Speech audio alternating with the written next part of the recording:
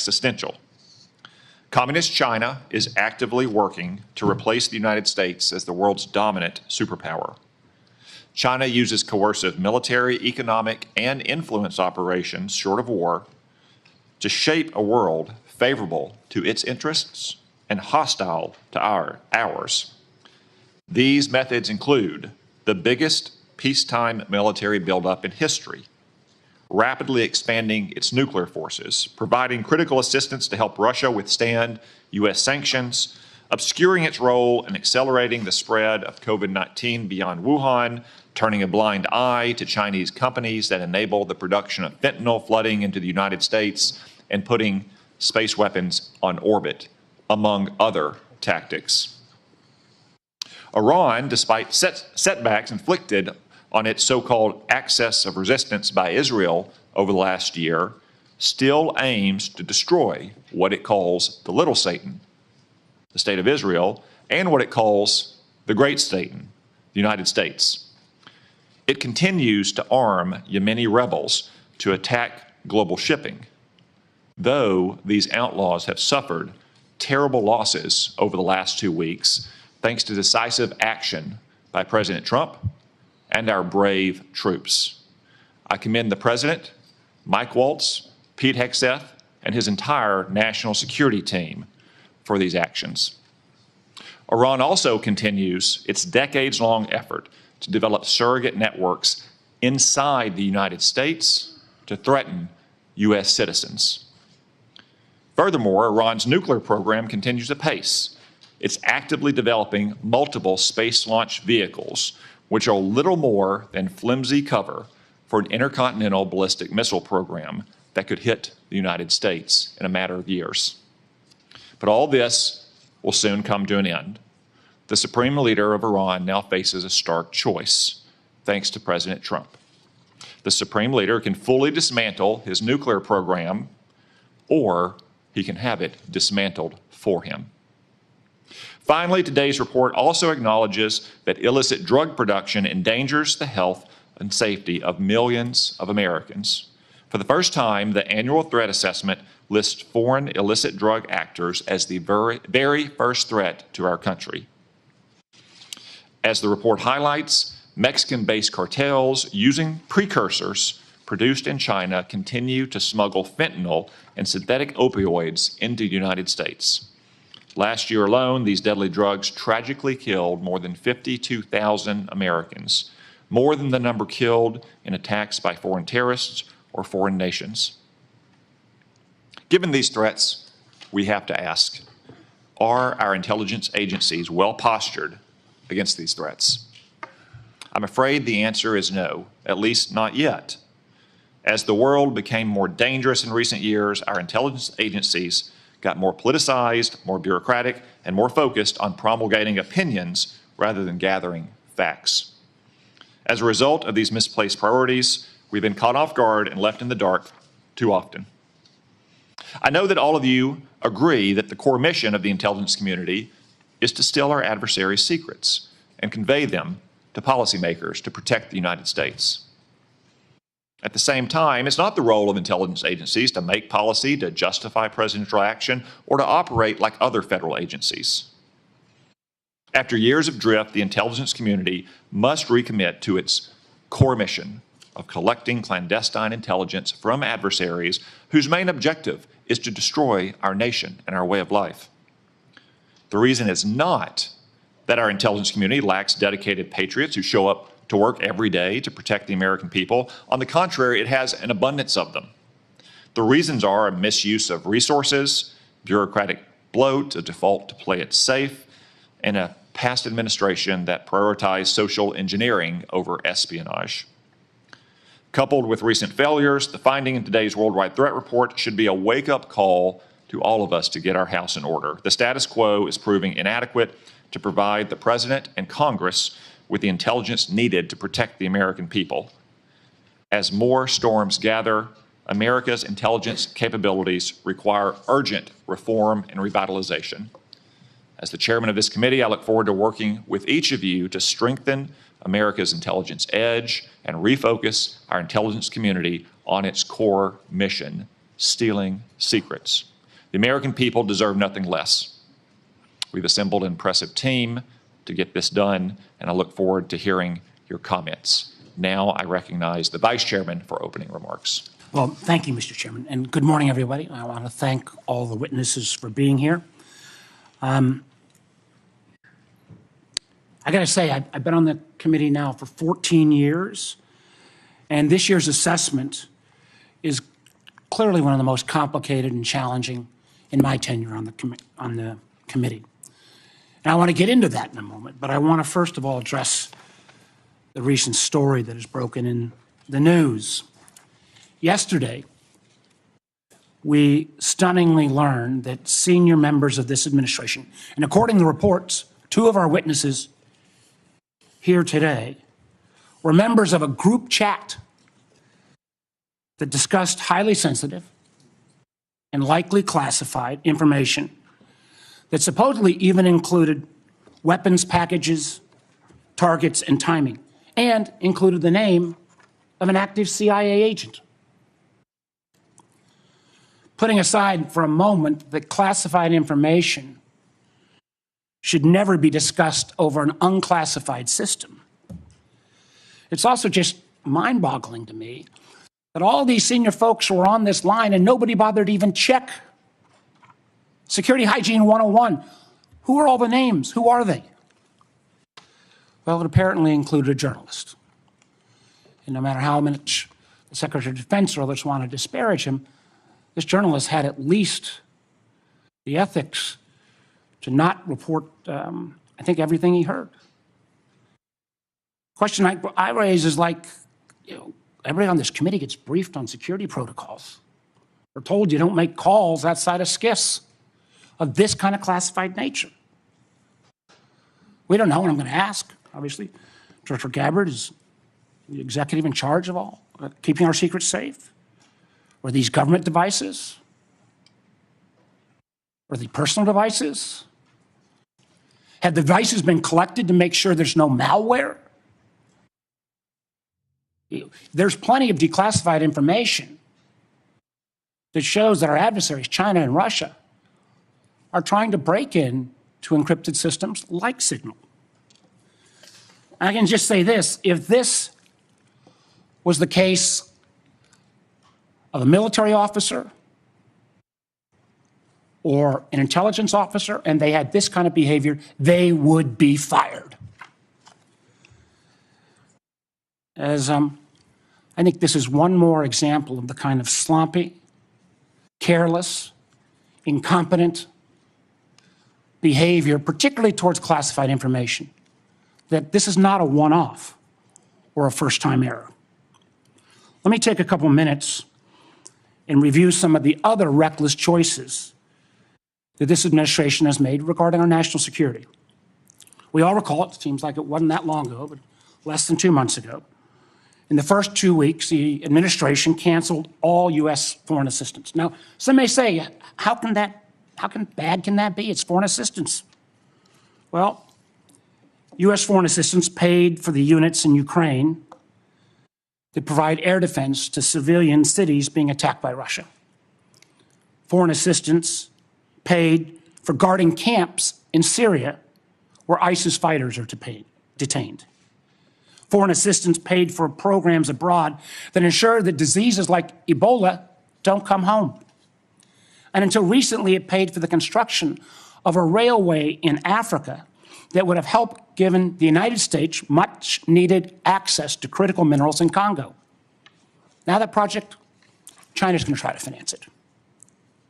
As well, in the first 2 weeks, Director Patel, the administration fired several of our most experienced FBI agents, including the head of the Criminal Investigative Division, the head of the Intelligence Division, the head of the Counterterrorism Division, the heads of the New York, Washington, and Miami field office, all individuals who were distinctly and directly responsible for helping to keep America safe.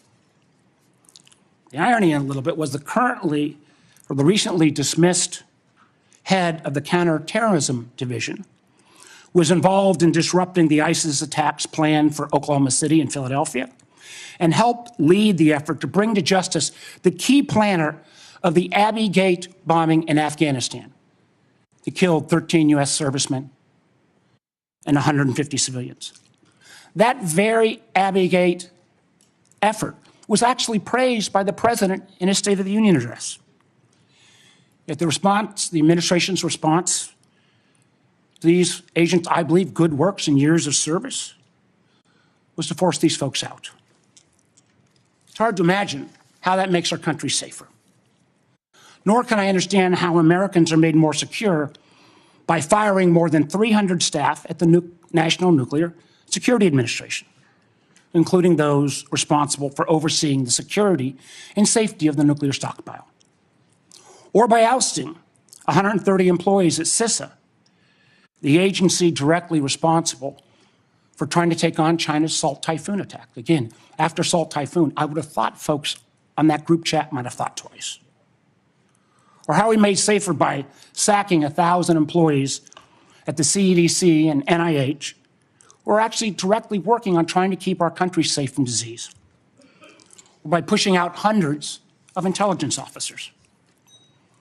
The amazing thing is that our intelligence officers, they're not interchangeable like a Twitter coder. These intelligence officers, our country makes $20,000 to $40,000 of an investment just in getting a security clearance. Literally goes into six figures when you take the training involved. Can anyone tell how firing probationary individuals without any consideration for merit or expertise is an efficient use of taxpayer dollars?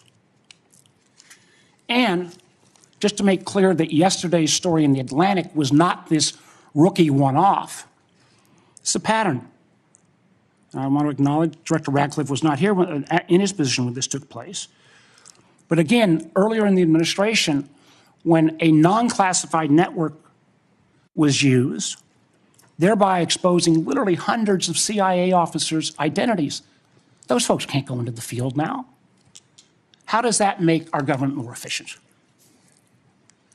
You know, again, this pattern of an amazing cavalier attitude towards classified information is reckless, sloppy, and stunning. And perhaps what troubles me most is the way the administration has decided that we can take on all of our problems by ourselves without any needs for friends or allies.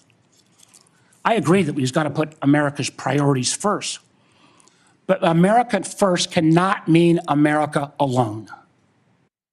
The intelligence we gather to keep Americans safe depends on a lot of allies around the world who have access to sources we don't have.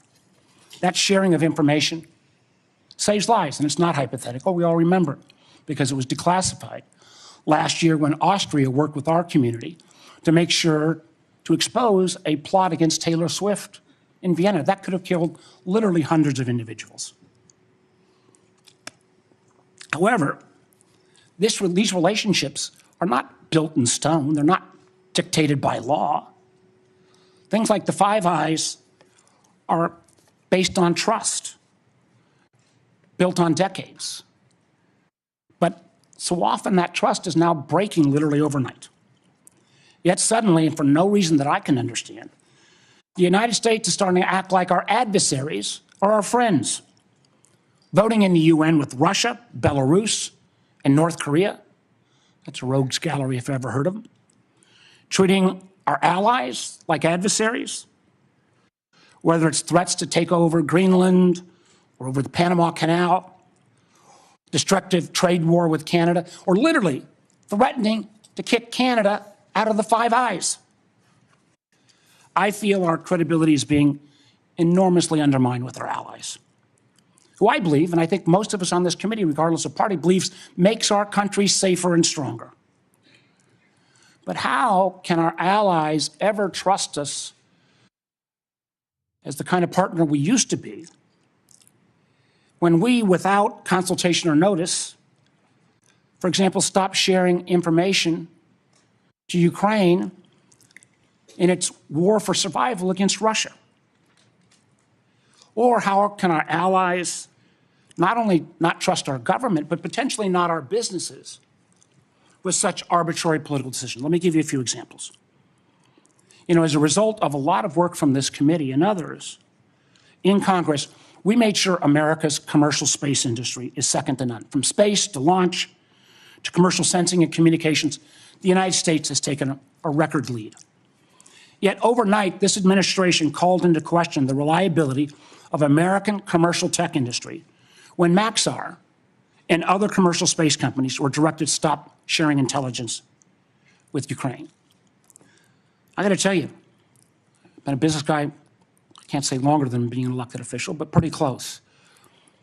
That shockwave across all of commercial space, and frankly, not just commercial space, I've heard it from some of our hyperscalers in the tech community, has sent an enormous chill.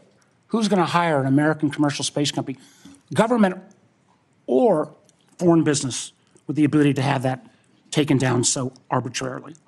And it's not just in the case of commercial space. We've seen that Canada, Germany, Portugal have all been saying they're rethinking buying F-35s. I've heard from Microsoft and Google directly and Amazon that they're having questions about whether they can still sell their services. We've also seen foreign adversaries and friends take advantage of this rift in our national security areas and our scientists. Germany has already put out ads trying to attract some of our best scientists who've been rifted. And the Chinese intelligence agencies are posting on social media sites in the hopes of luring individuals with that national security clearance who've been pushed out, perhaps arbitrarily, to come into their service. So no, the signal fiasco is not a one-off. It is unfortunately a pattern we're seeing too often repeated. I fear that we feel the erosion of trust from our workplace, from our companies, and from our allies and partners can't be put back in the bottle overnight. Make no mistake, these actions make America less safe. Thank you, Mr. Chairman. Before I turn to the witnesses' hearing, I want to welcome everyone in our large audience today. I also want to note that we will not tolerate any disruptions of the witnesses' testimony or senators' questions and the witnesses' answers. You'll note that we have a large contingent of Capitol Police in the room. Any disruptions, either opposed or in favor to the witnesses, will result in prompt removal from the hearing room, and my encouragement to the U.S. Attorney to throw the book at the person disrupting the hearing. No offense, but we all came to hear the witnesses, no one else in the room. Director Gabbard, I understand you'll make a statement for the panel of witnesses. Thank you, Mr. Chairman, Vice Chair, members of the committee. Thanks for the opportunity for us to be here to present you the intelligence community's 2025 annual threat assessment. I'm joined here this morning by my colleagues from the CIA, DIA, FBI, and NSA. Our testimony offers the collective assessment of the 18 U.S. intelligence elements making up the U.S. Intel community and draws on intelligence collection and information available to the IC from open source and private sector and the expertise of our analysts. This report evaluates what the IC assesses most threatens our people and our nation's ability to live in a peaceful, free, secure, and prosperous society. As you know, we face an increasingly complex threat environment that is threatening us here at home and our interests abroad. I'll begin by focusing on what most immediately and directly threatens the United States and the well-being of the American people. Non-state criminal groups and terrorists putting American lives and livelihood at risk. Then I'll focus on the key nation states who have the capability to threaten the interests of the United States. In this complex environment, non-state and state actors are able to exploit or take advantage of the effects of each other's activities. Conventional and asymmetrical capabilities, even the traditionally weakest of actors are able to acquire from available advanced technologies, creates an even more complex and serious threat landscape. First, I'll highlight the threats presented by several non-state actors. Cartels, gangs, and other transnational criminal organizations in our part of the world are engaging in a wide array of illicit activity, from narcotics trafficking to money laundering to smuggling of illegal immigrants and human trafficking, which endanger the health, welfare, and safety of everyday Americans. Based on the latest reporting available for a year-long period ending October 2024, cartels were largely responsible for the deaths of more than 54,000 U.S. citizens from synthetic opioids. Mexico-based transnational criminal organizations, or TCOs, are the main suppliers of illicit fentanyl to the U.S. market and are adapting to enforcement and regulatory pressures by using multiple sources and methods to procure precursor chemicals and equipment, primarily from China and India, many of which are dual-use chemicals used in legitimate industries. Independent fentanyl producers are also increasingly fragmenting the drug trade in Mexico. The availability of precursor chemicals and ease of making illicit fentanyl have enabled independent actors to increase illicit fentanyl production and smuggling operations in Mexico. Cartels are profiting from human trafficking and have likely facilitated more than 2 million illegal immigrants encountered by law enforcement at the U.S. southwest border in 2024 alone, straining our vital resources and putting the American people at risk. Criminal groups drive much of the unrest and lawlessness in the Western Hemisphere. They also engage in extortion, weapons and human smuggling, and other illicit and dangerous revenue-seeking operations, including kidnappings for ransom, forced labor, and sex trafficking. These and other human traffickers exploit vulnerable individuals and groups by promising well-paying jobs while confiscating their identification documents. They operate in the shadows, exploiting lawlessness in various areas and using coercion and intimidation to control their victims. While these key drivers of migrants are expected to persist, heightened U.S. border security enforcement and deportations under the Trump administration are proving to serve as a deterrent for migrants seeking to illegally cross U.S. borders. U.S. Border Patrol apprehensions along the southwest border in January 2025 dropped 85% from the same period in 2024. Transnational Islamist extremists such as ISIS and al-Qaeda and affiliated jihadi groups continue to pursue, enable, or inspire attacks against the United States and our citizens abroad and within the homeland to advance their ultimate objective of establishing a global Islamist caliphate. This includes heightened efforts to spread their ideology to recruit and radicalize individuals in the U.S. and the West. While the New Year's Day attacker in New Orleans had no known direct contact with ISIS terrorists, he was influenced and radicalized by ISIS ideological propaganda, as one example. Al-Qaeda and its affiliates continue to call for attacks against the United States as they conduct attacks overseas. These jihadist groups have shown their ability to adapt and evolve, including using new technologies and tactics to spread their ideology and recruit new followers. A range of non-state cyber criminals are also targeting our economic interests, critical infrastructure, and advanced commercial capability for extortion, other coercive pursuits, and financial gain. These actors use a variety of tactics, including phishing, ransomware, and denial of service attacks, to disrupt our systems and steal sensitive and lucrative information using available technologies and U.S. cyber vulnerabilities. Ransomware actors last year, for example, attacked the largest payment processor for U.S. healthcare institutions. And another set of criminal actors conducted cyber attacks against U.S. water utilities. Some of these non-state cyber actors also operate as proxies for or emulate similar activities carried out by major state actors. While these non-state cyber actors often seek financial and intellectual property gains, they also carry out cyber operations for espionage purposes, targeting our critical infrastructure. Turning to key state actors, the IC sees China, Russia, Iran, and North Korea engaging in activities that could challenge U.S. capabilities and interests, especially related to our security and economy. These actors are in some cases working together in different areas to target U.S. interests and to protect themselves from U.S. sanctions. At this point, the IC assesses that China is our most capable strategic competitor. Under the leadership of President Xi Jinping, the People's Republic of China seeks to position itself as a leading power on the world stage, economically, technologically, and militarily. Beijing is driven in part by a belief that Washington is pursuing a broad effort to contain China's rise and undermine CCP rule. China's most serious domestic challenge is probably China's slowing economy and potential instability if socioeconomic grievances lead to large-scale unrest. Growing economic tensions with the United States and other countries could also weigh on China's plans for economic growth and domestic job creation. China's military is fielding advanced capabilities, including hypersonic weapons, stealth aircraft, advanced submarines, stronger space and cyber warfare assets, and a larger arsenal of nuclear weapons. While it would like to develop and maintain positive ties with the United States and the Trump administration to advance its interests and avoid conflict, China is building its military capability in part to gain advantage in the event of a military conflict with the United States around the issue of China's efforts toward unification with the Republic of China, or Taiwan.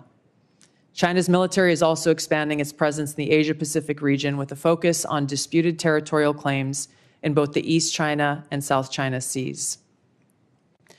Beijing is advancing its cyber capabilities for sophisticated operations aimed at stealing sensitive U.S. government and private sector information and pre-positioning additional asymmetric attack options that may be deployed in a conflict. China's cyber activities have been linked to multiple high-profile breaches, including last year's massive compromise of U.S. telecom infrastructure, commonly referred to as Salt Typhoon. Beijing currently dominates global markets and strategically important supply chains, for example, with the mining and processing of several critical minerals. In December, China imposed an export ban to the United States on gallium, germanium, and antimony, all of which are important to the production of semiconductors and our defense technologies. This was in direct response to U.S. export controls on chips designed to broadly limit PRC access to advanced chips and chip-making equipment. China also aims to compete in other critical global industries, including AI, legacy semiconductor chip production, biomanufacturing and genetic sequencing, and medical and pharmaceutical supply production. Leveraging often heavily state-subsidized production at greater scale, lower costs, and weaker regulatory standards than required in the West, Beijing's strategy has given it a leading position in many parts of these sectors and supply chains that support them. In 2023, for example, China had 5 first-in-class domestic drug approvals and 3 FDA approvals. Turning to Russia. Russia's nuclear and conventional military capabilities, along with its demonstrated economic and military resilience, make it a formidable competitor. Moscow has more nuclear weapons than any other nation that could inflict catastrophic damage on the United States and the world in the event of a major war that Russian leaders feared put them and their regime at serious risk. In late 2024, Russia announced updates to its public nuclear doctrine, expanding the conditions under which Russia would consider using nuclear weapons. Russia is building a more modern and survivable nuclear force designed to circumvent U.S. missile defense through reliable retaliatory strike potential. Russia intends to deter the U.S. by holding both the U.S. homeland at risk and by having the capabilities to threaten nuclear war in a conflict. Russia has developed advanced cyber capabilities and has attempted to pre-position access to U.S. critical infrastructure for asymmetric options and make it a persistent cyber threat. Russia's cyber activities have been linked to multiple high-profile breaches, including the 2023 hack of Microsoft. Russia is also fielding new capabilities in anti-satellite weapons meant to degrade U.S. and allied space infrastructure. Among Russia's most concerning developments is a new satellite intended to carry a nuclear weapon as an anti-satellite weapon, violating long-standing international law against such activity and putting the U.S. and global economy at risk. Iran continues to seek expansion of its influence in the Middle East, despite the degradation to its proxies and defenses during the Gaza conflict. Iran has developed and maintains ballistic missiles, cruise missiles, and UAVs, including systems capable of striking U.S. targets and allies in the region. Tehran has shown a willingness to use these weapons, including during a 2020 attack on U.S. forces in Iraq and in attacks against Israel in April and October 2024. Iran's cyber operations and capabilities also present a serious threat to U.S. networks and data. The IC continues to assess that Iran is not building a nuclear weapon, and Supreme Leader Khamenei has not authorized the nuclear weapons program that he suspended in 2003. The IC continues to monitor closely if Tehran decides to reauthorize its nuclear weapons program. In the past year, we've seen an erosion of a decades-long taboo in Iran on discussing nuclear weapons in public, likely emboldening nuclear weapons advocates within Iran's decision-making apparatus. Iran's enriched uranium stockpile is at its highest levels and is unprecedented for a state without nuclear weapons. Iran will likely continue efforts to counter Israel and press for U.S. military withdrawal from the region by aiding, arming, and helping to reconstitute its loose consortium of like-minded terrorists and militant actors, which it refers to as its axis of resistance.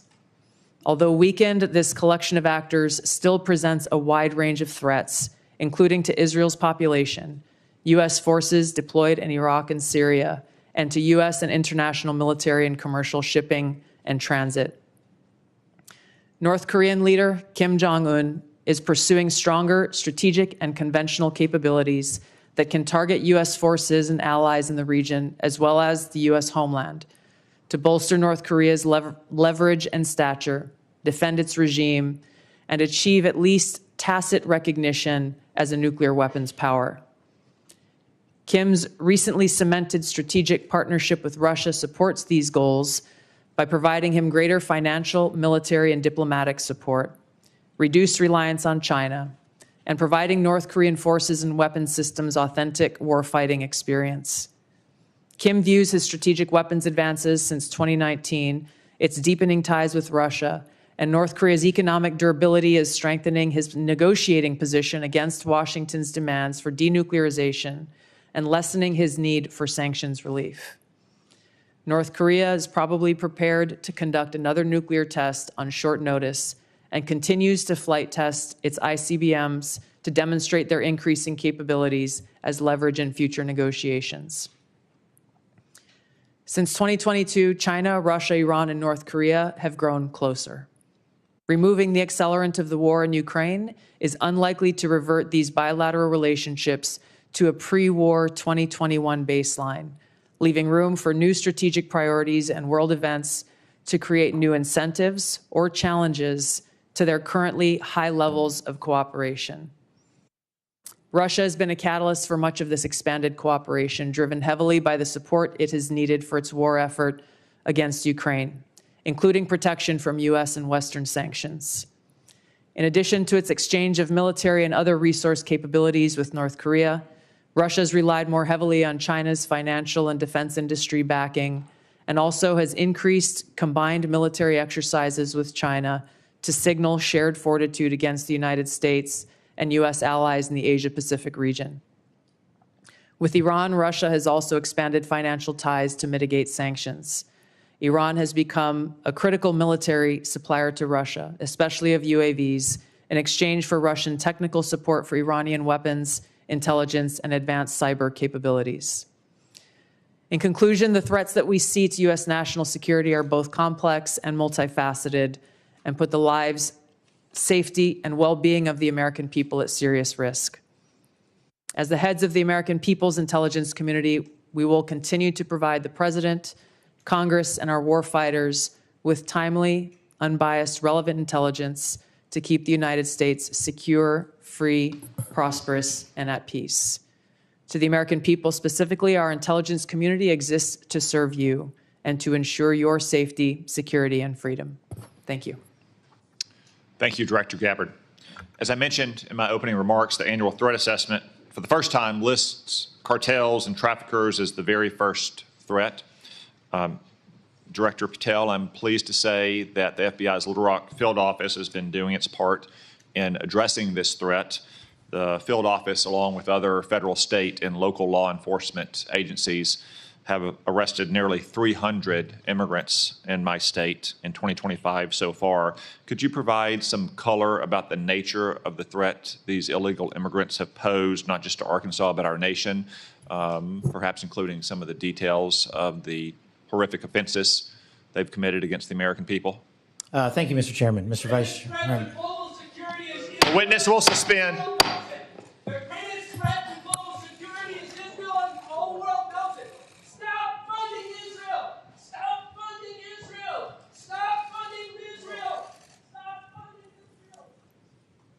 So that protester was a code pink lunatic saying the greatest threat to world peace is funding Israel. I will observe, for the benefit of the audience here and on television, that Code Pink is funded by Communist China as well, which simply illustrates, speak up now if you want to be removed as well, whoever's saying that.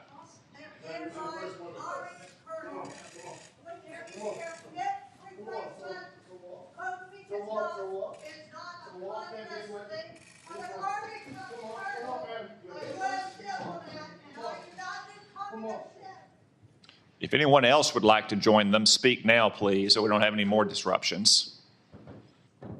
As I was saying, the fact that Communist China funds Code Pink, which interrupts a hearing like this about Israel, simply illustrate Director Gabbard's point that China, Russia, Iran, North Korea, and other American adversaries are working in concert to a greater degree than they ever have before. Director Patel, back to my question, could you give us some color about the threat that illegal migrants have posed, not only to my state, which has resulted in nearly 300 arrests in 2025, but also to the nation at large? Thank you, Mr. Chairman, Mr. Vice Chairman, and members of the committee.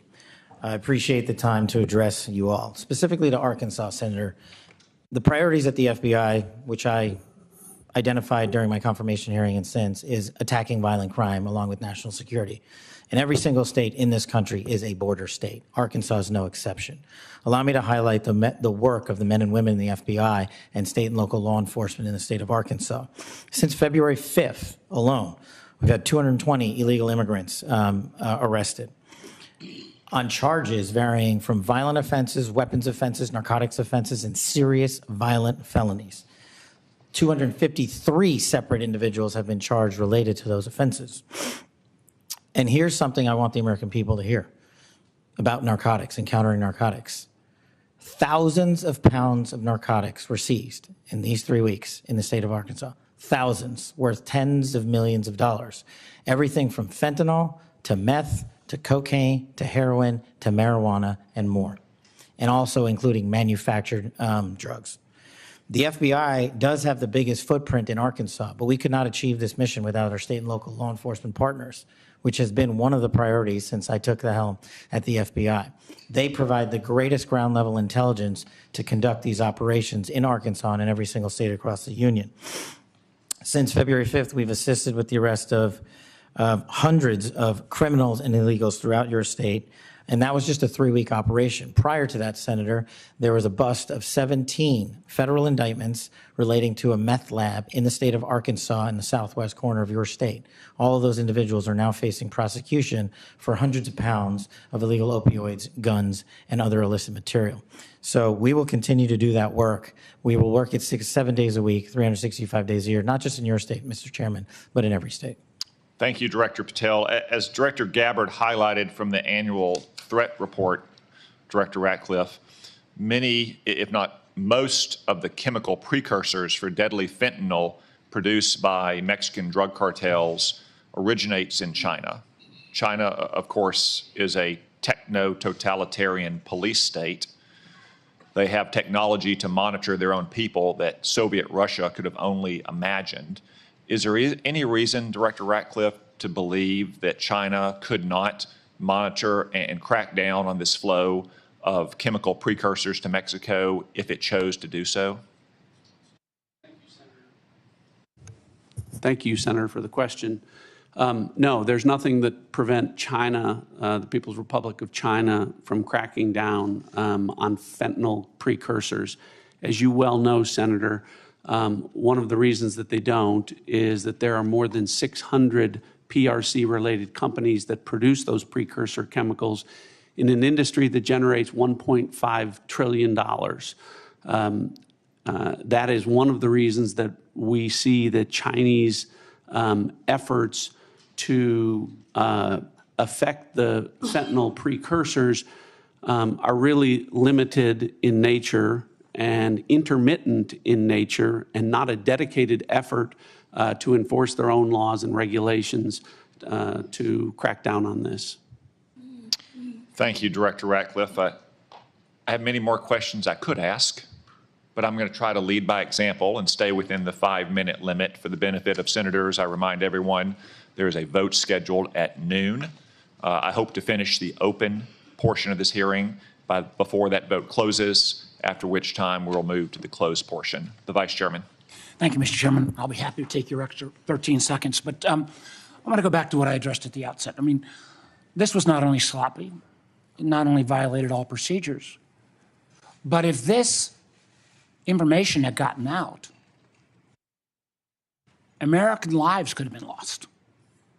The Houthis had this information, could reposition their defensive systems.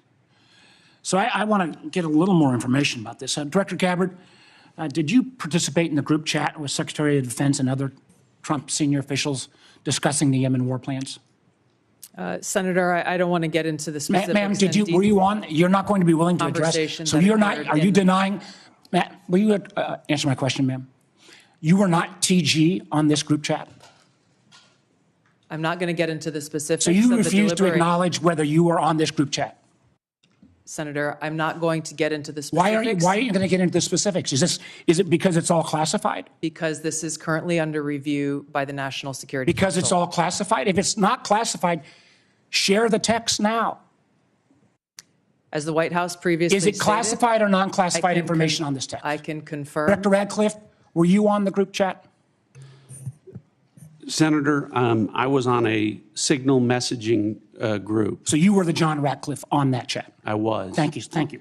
Can I provide some context, Senator, to that?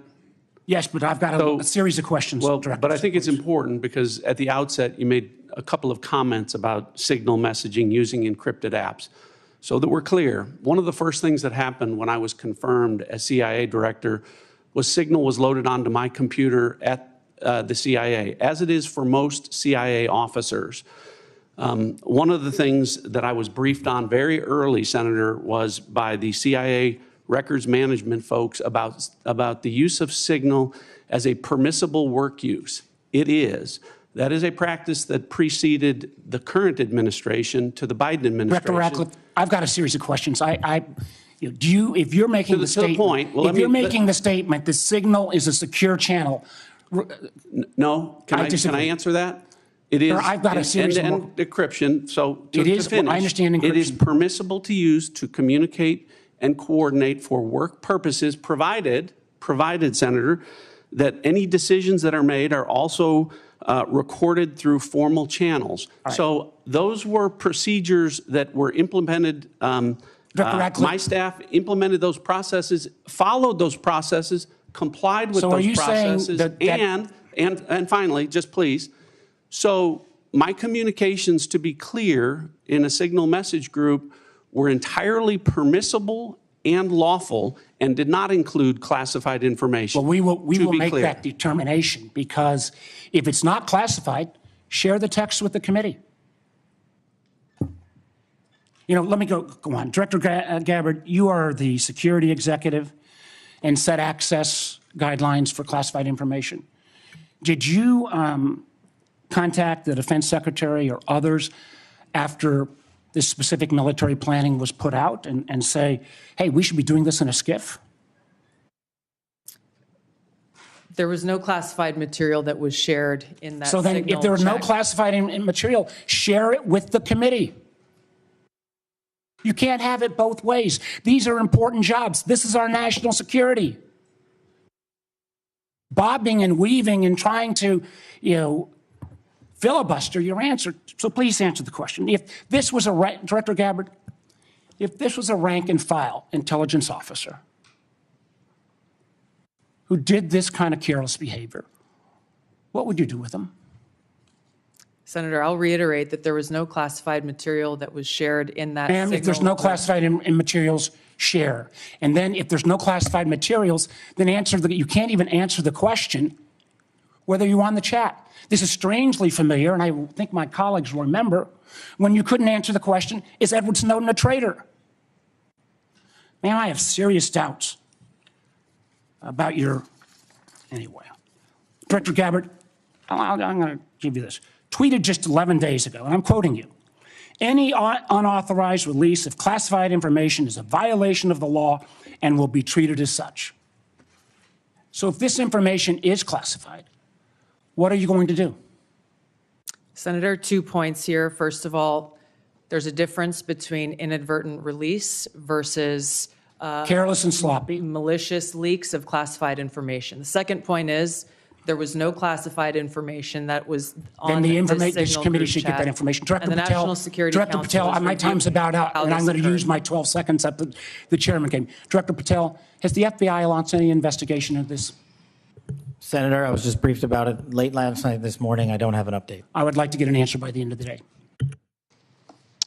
At this point in the ordinary course of affairs, I would recognize Senator Collins. She asked me to express to you that she is under the weather this morning. She regrets her absence, but anticipates submitting written questions to which I would request your prompt replies for the senator. Senator Cornyn. Director Gabbard, I applaud President Trump's efforts to try to bring an end to the war between Russia and Ukraine. I want to read a statement out of the annual threat assessment and just confirm that you agree with this. It says Russia views its ongoing war with Ukraine as a proxy conflict with the West, and its objective to restore Russian strength and security in its near abroad against perceived U.S. and Western encroachment has increased the risks of unintended escalation between Russia and NATO. Do you agree with that statement? And that is in the annual threat assessment, correct? Correct. I'd like to refer to an AP story, Associated Press, dated March 21st, 2025. The title of the article is "Western Officials Say Russia is Behind a Campaign of Sabotage Across Europe." This AP map shows it. Mr. Chairman, I'd like to ask unanimous consent that it's being made part of the record. Without objection. The document that AP compiled, and I presume this is through open sources, documented 59 incidents, including cyber attacks, spreading propaganda, plotting killings, or committing acts of vandalism, arson, sabotage, or espionage. Is that consistent with your understanding and impression of what Russia's currently engaged in Europe? Senator, I haven't seen that specific article, but I can confirm that we assess Russia's attempts to conduct such sabotage activities in Europe. Thank you. One of the things that I'm most concerned about following some of the discussions between Russia and Ukraine and the United States and our other allies, obviously, as I said, peace between Ukraine and Russia is the desirable end state. I think you'd have to be crazy to say otherwise. But I also want to talk a little bit about the unexpected or maybe unintended consequences of European insecurity. I know the incoming Chancellor of Germany has talked about the possibility that Germany might share its nuclear weapons with Ukraine and suggested that the UK would be part of that. I know that Poland has talked about acquiring nuclear weapons, and perhaps other European countries to make up for what they view as a receding of the American umbrella of protection. General Krause, what would be the result of a proliferation of nuclear weapon-armed countries in Europe if, in fact, that would occur as a result of the perception of European insecurity? Senator, thank you for the question. One of the things that the intelligence community works very hard on is to understand who has nuclear weapons throughout the planet. And as discussed in the opening statements, both by the chair and by Director Gabbard, the proliferation and the increase in the types and the lethality of nuclear weapons is one of the things that we have to track and we as a nation are going to have to face. It has changed dramatically in the last 5 years and will continue to change over the next 5 years. The addition of additional countries which have their own deterrence policies and will act in a nuclear dialogue, or the presence of those weapons, the security of those weapons, the movement and the threat of use of those weapons complicates the environment by which all of us will operate and will complicate all of the decisions by which all future conflict and the political decisions that we support of the decision makers. It makes the world a more dangerous place, does it not? Senator, yes, it does. And just by way of history, Ukraine used to have the third largest arsenal of nuclear weapons on the planet. But as a result of negotiations between Russia and Ukraine and the United Kingdom, the Budapest Memorandum documented a commitment by Russia and the United States to protect the territorial integrity of Ukraine in exchange for them giving up their nuclear weapons. Did I correctly summarize the content of the Budapest Memorandum back in 1994? Yes, Senator, you did, and Ukraine willingly gave up its weapons for the protection of others. Thank you very much. Senator Wyden. Thank you, Mr. Chairman. And obviously, my colleagues and I feel very strongly about the war planning meeting over unclassified phones. Obviously reckless, obviously dangerous. Both the mishandling of classified information and the deliberate destruction of federal records are potential crimes that ought to be investigated immediately. And I want to make clear that I'm of the view that there ought to be resignation, starting with the National Security Advisor and the Secretary of Defense. Director Ratcliffe and Director Gabbard, have you participated in any other group chats with senior Trump administration officials in which classified information was shared using phones that weren't cleared for such information? Question for the two of you. Senator, thank you for the question. I haven't, your question was, have I participated in any other group chats sharing classified information? To be clear, I haven't participated in any signal group messaging that relates to any classified information at all. Okay. Director Gabbard? Senator, I have the same answer. I have not participated in any signal group chat or any other chat on another app that contained any classified information. Yeah, and I just think it's important to follow through here. Would the two of you cooperate with an audit to confirm that that is that is the case? I have no objection. Senator, I'll certainly comply with any follow-up that the National Security Council would deem appropriate.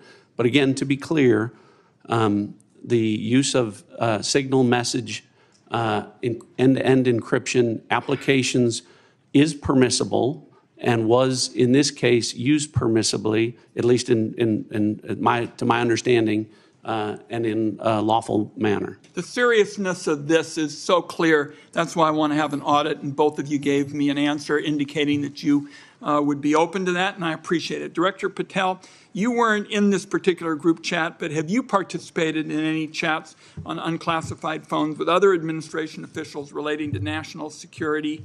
And if so, on what other topics? Thank you for your question, Senator, and not that I can recall. Okay.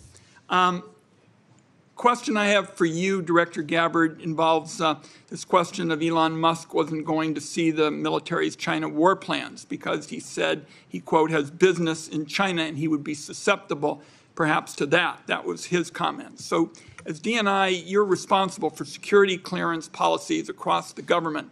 Under your watch, how are you going to go about carrying out this obligation? Because I think it obviously is a very significant one in terms of American national security.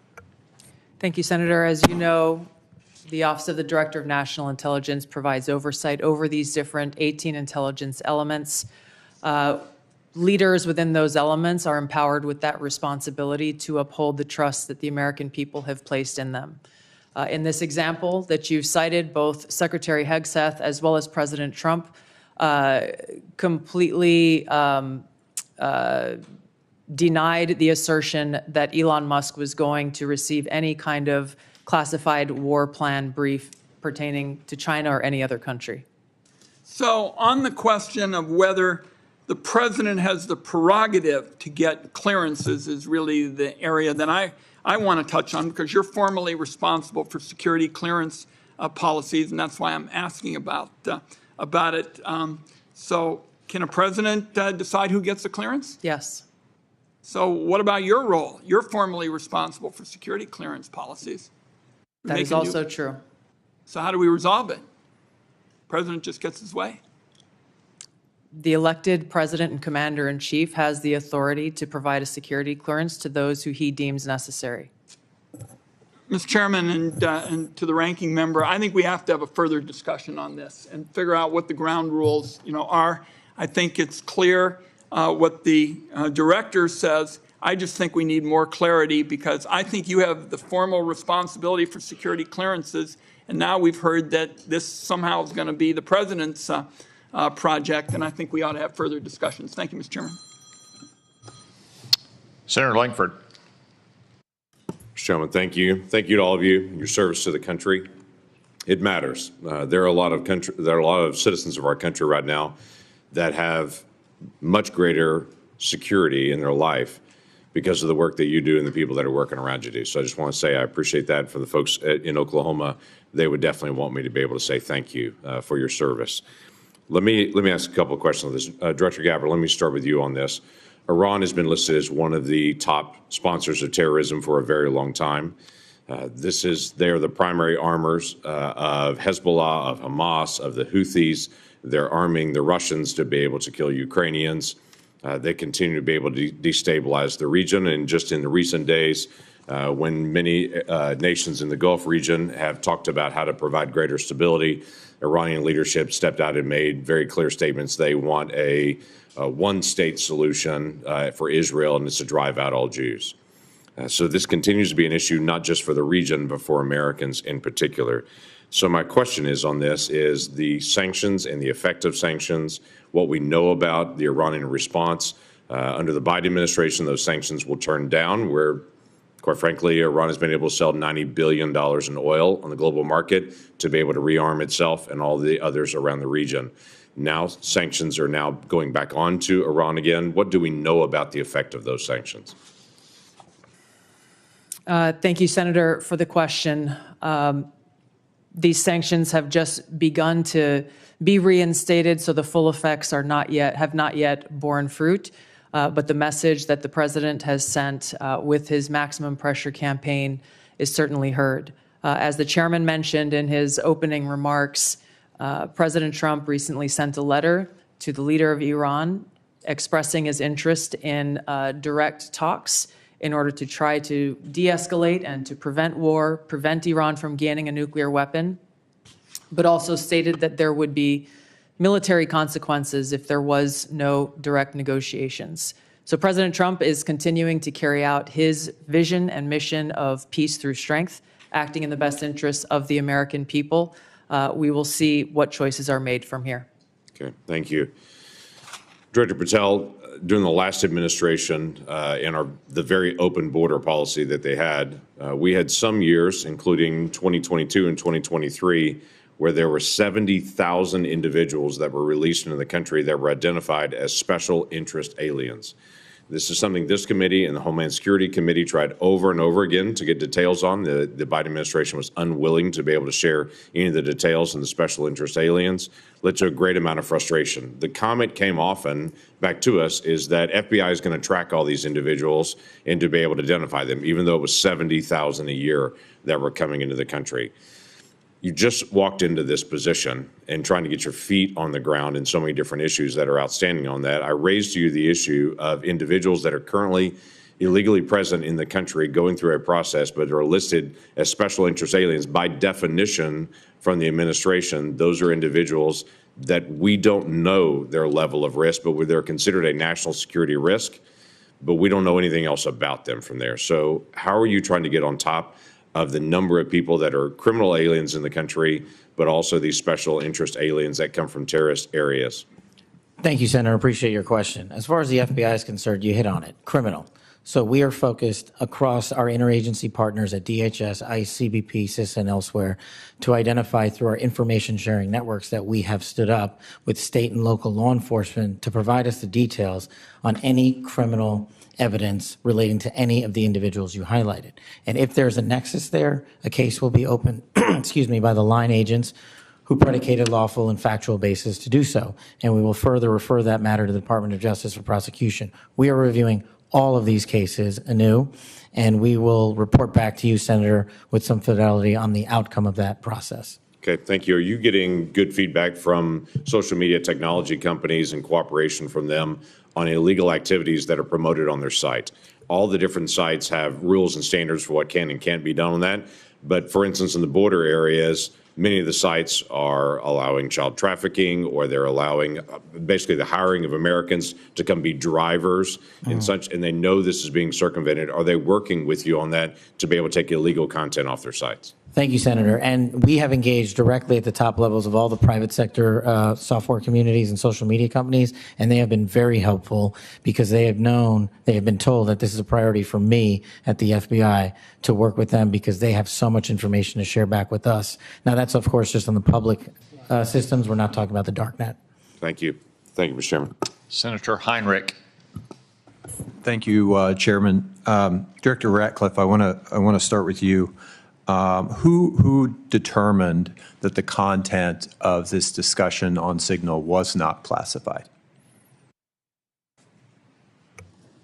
Senator, I guess I'm not. Well, for example, I can speak to my personal knowledge. There was no classified agent mentioned as part of this story. Normally, that would be classified information. So I guess what I'm asking is, did you just determine it was not classified, or was there any declassification after the fact? So to be clear, so everyone understands the process, as we talked about, Signal is a permissible use. I understand has been used that. at the CIA, has been approved by the White House for senior officials. And appropriate for many conversations. And recommended by CISA for high-level officials who would be targeted by foreign adversaries to use end-to-end encrypted apps whenever possible, like Signal. In this case, what the National Security Advisor did was to request through a Signal message that there be coordination. So you mentioned the name of a CIA active officer, correct? So I didn't mention the name. You didn't mention the name. Existence of that. And in the article, the implication was that somehow that was improper. That was not the case. So a CIA officer was not operating undercover. So the request for coordination was for a staff member to coordinate on the high side. So I communicated the name of a CIA officer not operating undercover, completely appropriate, who does openly and routinely coordinate with the White House as a member of my staff. So the intimation there that there was something inappropriate was clearly incorrect. Did it occur to you that given the sensitive nature of this discussion, that it could just move to the high side? So that was clearly, Senator, I think the intent was that this was initially set up by the National Security Advisor with the instruction that send a point of contact, and then you will be provided with information further on the high side for high side communication. So I think clearly it reflects that the National Security Advisor intended this to be, as it should have been, a mechanism for coordinating between senior level officials, but not a substitute for using high side or classified communications for anything that would be classified. And I think that that is exactly what did happen. So I'm curious, did this conversation at some point include information on weapons packages, targets, or timing? Not that I'm aware of. Director Gabbard, same question. Same answer, and defer to the Department of Defense on that question. Well, those are two different answers, but you're saying that was not part of the conversation? That's my knowledge. The precise operational issues were not part of this conversation? Correct. Okay. I want to ask you, Director Gabbard,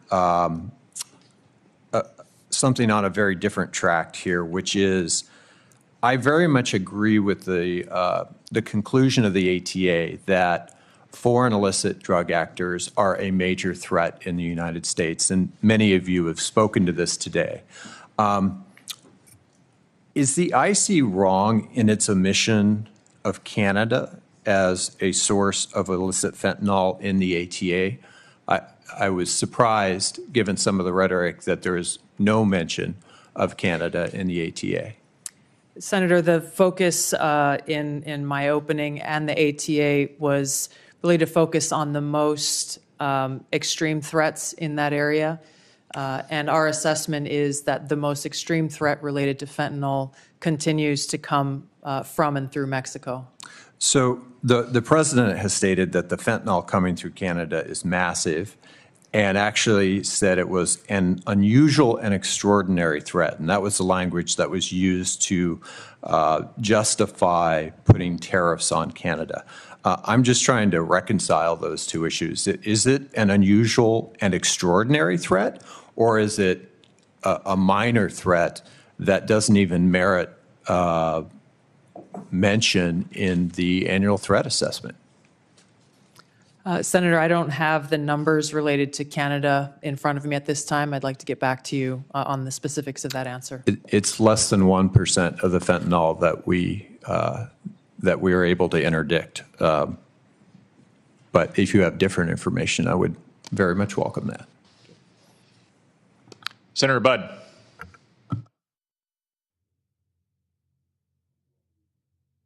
Thank you all for being here. And Director Gabbard, prior to your role here, we had a big storm in western North Carolina, and you were among those first from outside our state to show up. So thank you for your work there. Thank you for your ongoing work there and that of your family as well. It was good to see them when out in western North Carolina last week, so thank you. Director Hawk, so what do we need to do in regards to Volt Typhoon? There's a lot of pre-positioning that went on there. So where are we with that? And what do we need to do in regards to our power companies, whether it's generation or distribution, Duke Energy in my home state, or even the rural electric co-ops? What do we need? What have we learned? And what can I tell them? Senator, 99% of the critical infrastructure in the United States is controlled by private companies. So that really drives us to talk about how do we partner with industry and with the commercial sector, in this case, the power sector. Volt Typhoon began when industry came to the intelligence community and said, we're seeing anomalous activity, can you help us gain context? And we were able to bring context to that to be able to understand what the threat was and then to ultimately be able to identify who was behind that threat. Since that time, we've continued to work very closely with industry to be able to determine what are the right ways for us to be able to pursue these threats within networks to enable the interagency, to enable our partners and industry to be able to pursue them. That's the approach we have to take. It is a collaboration between the government and industry to be able to eradicate these threats, and we have continued to pursue them together since our first identification and notification that we did related to this particular threat. Thank you. What have you done on the offensive side here in regards to, I think there were three, Salt Typhoon, Volt Typhoon, and even Flax Typhoon. Maybe there were others, but those are the three that are known. Senator, I've been given really clear guidance in terms of what the Secretary of Defense expects in terms of our aggressive approach to be able to restore deterrence, and I look forward to talking with you about that in the closed hearing. Look forward to that. Directors Gabbard and Ratcliffe and Patel, thank you all again for being here. So as you're all keenly aware, Section 702 of FISA is an extremely useful authority to help keep our nation safe. I also know that we need to rebuild American people's trust and confidence that such authorities are not being misused by the intelligence community to unlawfully target Americans. So since taking over your respective agencies, can you tell me and tell the American people how effective the recent changes have been in protecting privacy and civil liberties of each and every Americans? And then if you will, comment on how useful the authority is in generating intelligence that actually protects the homeland. We'll start with you, Director Gabbard. Senator, Section 702, which authorizes the foreign collection of non-U.S. persons outside of the United States, continues to be one of our most effective collection tools to ensure our national security. There are a number of reforms that the Senate passed, that Congress passed last year, that have proven to strengthen the protections of Americans' Fourth Amendment rights. In the short time that I've been in the seat, I've seen a few examples of that directly, most recently through the FISA court, calling in an amici to come in and weigh in on a dispute regarding provisions that would further protect Americans' Fourth Amendment rights. I'll be visiting our friends at the NSA next week and doing a quote-unquote ride-along to observe directly how those reforms that Congress passed are being implemented to protect Americans' civil liberties, and look forward to reporting back after I've had that opportunity. Thank you. Director Patel. Thank you, Senator. With my background in FISA and 702, I just want to clearly delineate between FISA Title 1.3 and 702 collection. We need to both ardently defend its use, but also ardently support reforms that allow the American public to entrust that those charged with those capabilities are not violating the Fourth Amendment or any other violation. Speaking to Title I, Title III, when it comes to U.S. persons, I have already included an amendment in terms of FBI language to make sure that when a U.S. person is targeted, that the FBI specifically is responsible for culling through all exculpatory information that is reasonably known and satisfying that burden and stating it in the application. When it comes to 702, Senator, some of the biggest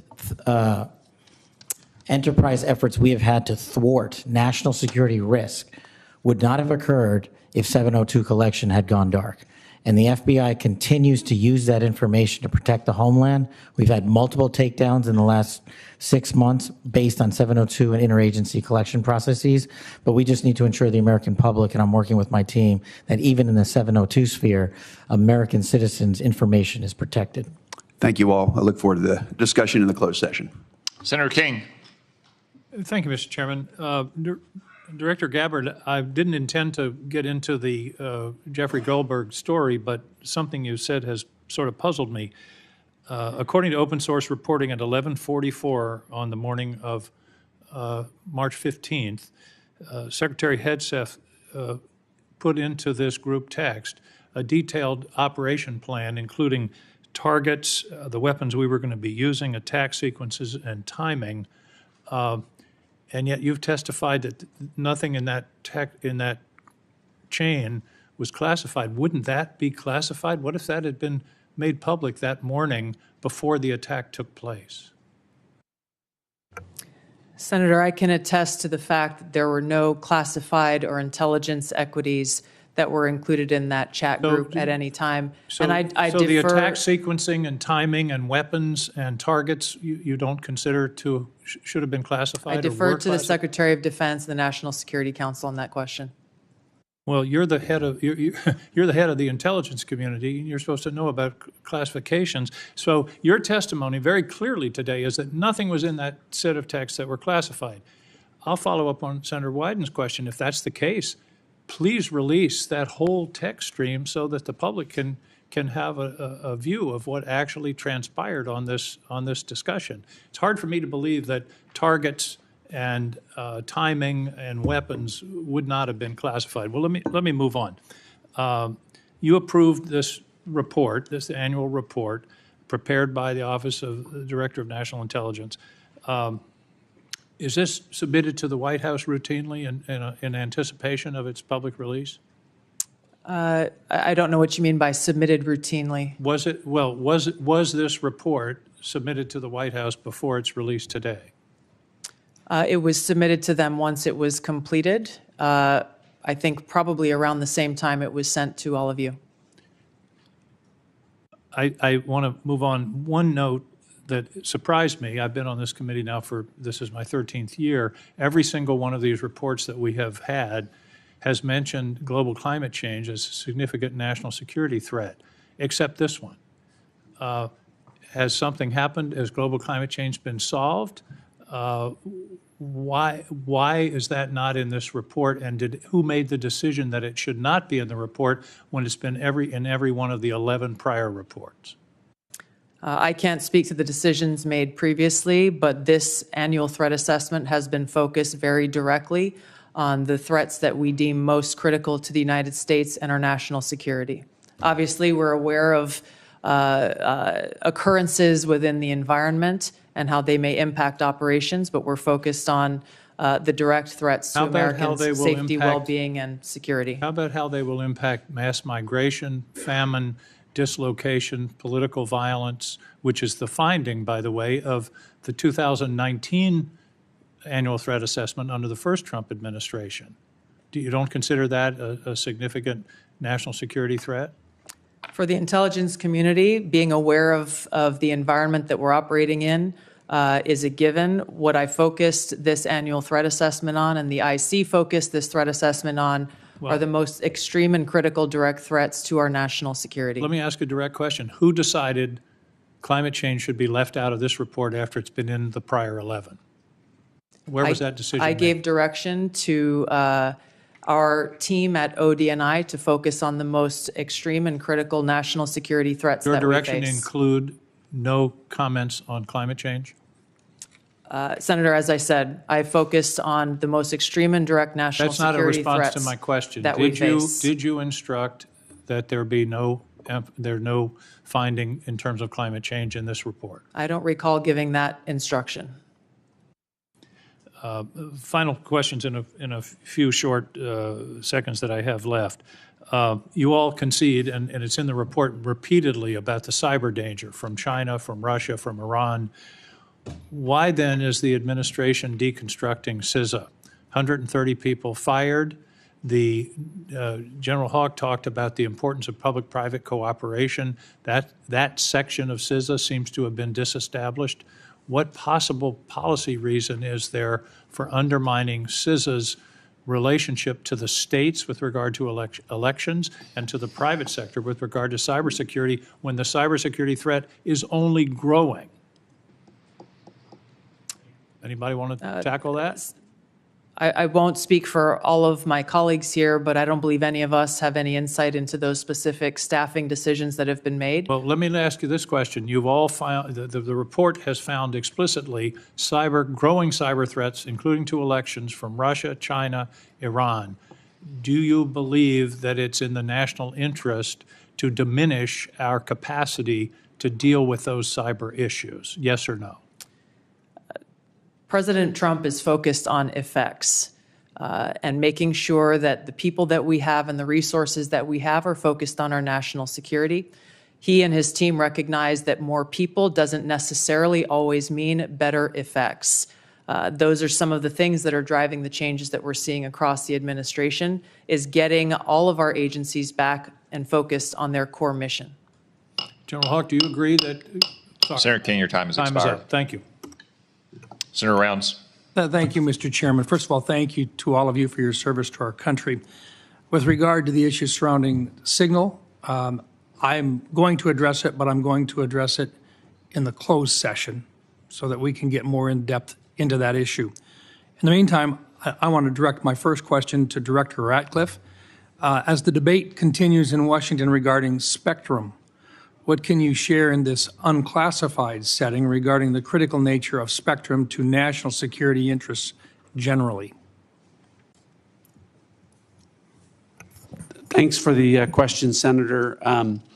I know this is an issue of great interest to the Senate, and the potential auction of commercial space on spectrum.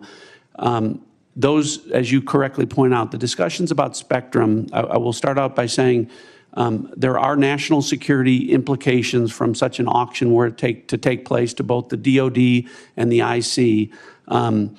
I think the discussions that we need to have in a classified setting, I can relate to you that the direction from early meetings that we've had is that the discussion about where that might take place would not affect specifically CIA or IC equities, and I hope that's the case and where the discussion goes. But I think we need to be concerned that a public auction at bans at certain levels would have an impact on our ability to deliver an accurate intelligence picture.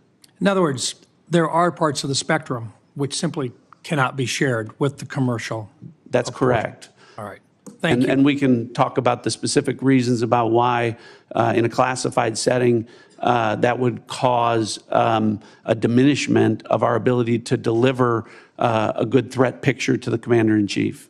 And in some cases, life or death consequences Absolutely. involved. Thank you. Director Patel, first of all, I just want to thank you for what you are doing. And I know that there's a number of items that in your previous life you did that simply can't be discussed, but nonetheless, we've appreciated what you have done for your country already. Today, I just wanted to talk to you about, we've seen a series of public news reports about ISIS threats within the United States. And there have been several successful interdictions, Oklahoma City, Philadelphia, New York. Although the question remains as to the total number of ISIS operatives who were able to breach porous borders in the months and years before policy changes in this January of 2025, to what extent is the FBI tracking operatives who remain in the United States today, and what is the FBI doing to track them down? Thank you, Senator. I appreciate your question and your comments. So the priorities at the FBI since I took over have been violent crime and national security, and this speaks directly to national security. The direction for the FBI is to track down any individuals with any terrorist ties whatsoever, whether it be ISIS or another foreign terrorist organization, and now to include the new designations of the cartels down south and elsewhere. So the FBI is utilizing our Joint Terrorism Task Force, which are situated in all 55 field offices.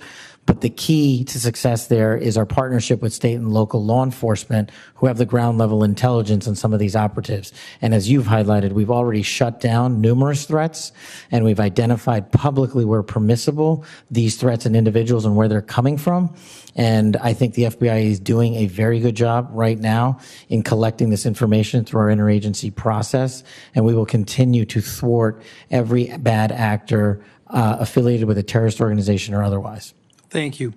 And Director Hawk, first of all, look, you've talked a little bit already about Salt Typhoon, but what I want to really get into is the things that are moving right now that you haven't had a chance to address, and in particular, Cybercom 2.0 and the need to accelerate that particular plan moving forward. Can you talk just briefly? I've got 40 seconds left.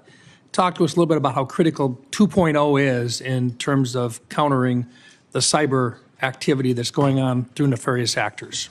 Senator, what we were asked to do by Congress was to look at what's the force generation model for the Department of Defense to be able to generate cyber forces. Based off of that request, I produced a recommendation for the Secretary that outlined 3 critical things, which is really how we manage the talent, how we develop the talent in the department, and also how we equip that talent underpinned by compute and AI. We've brought that plan initially back to Secretary Hegseth. He told us to go faster. We've delivered him that plan. And now, based off of his guidance, we will now begin to move forward with the rest of the department. Thank you. Thank you, Mr. Chairman. Senator Bennett. Thank you, Mr. Chairman. Thank you very much for holding this hearing, and thank you for being here. Mr. Director Ratcliffe, it sounds to me like your testimony today and the Secretary and the DNI's testimony is that there was nothing wrong at all with the signal thread that you were on, that it didn't include any targeting information or battle sequence. That is your testimony. That's your testimony. And I'm a little staggered that that is your view, Director Ratcliffe. Does the CIA have any rules about handling of classified information? Yes or no? Yes. Thank you, Director Ratcliffe.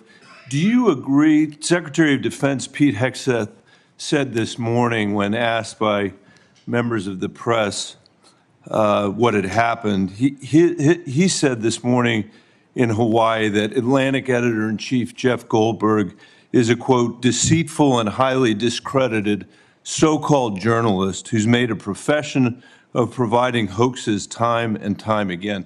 Do you share that evaluation, the Secretary of Defense's evaluation of Jeff Goldberg as a journalist? Senator, I didn't see those comments. I don't know Jeff Goldberg. So do you share that view of the Secretary of Defense? Well, I don't have a view on. Okay. Assuming that he has that view, I'm curious about whether you are the CIA director. Okay, this has happened. We know it's happened. Did Jeff Goldberg somehow, did he create a hoax that allowed him to become part of this signal thread? Please answer the question. You don't insult the intelligence of the American people. Did he invite himself to the signal thread? I don't know how he was invited, but clearly he was added. Clearly it was.